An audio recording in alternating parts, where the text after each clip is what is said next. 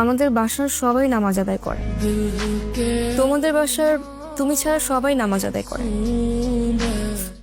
ছোট্ট একটা ছেলে ফায়াজ, সেও নামাজ আদায় করে। তুমি নামাজ আদায় করো না কেন?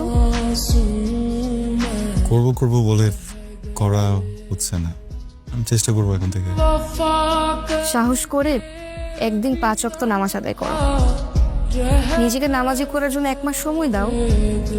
দেখো, আমরা যখন ইংলিশ শিখি তখন সময় দেই, অন্যান্য যে কোনো কিছু ভালো করার জন্য সময় দেই। নামাজটাও তো ঠিক তেমন, সময় দিলে সবকিছু আয়ত্ত করা যায়। এখন থেকে পড়বো ইনশাআল্লাহ।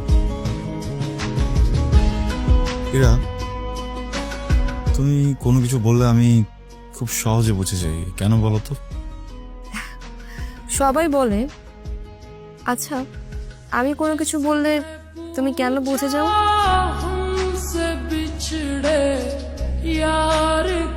Don't know.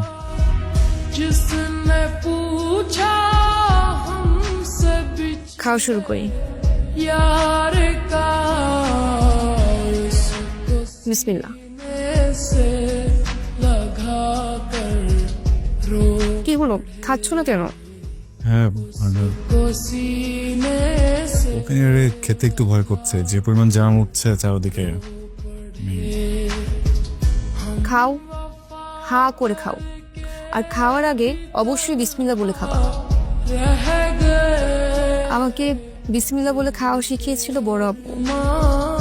ফায়াজও দেখি সেদিন বিসমিল্লাহ বলে খাচ্ছে, অথচ তুমি বড় আব্বুর ছেলে হয়ে বিসমিল্লাহ বলে খাও না। এটা কিন্তু ঠিক না।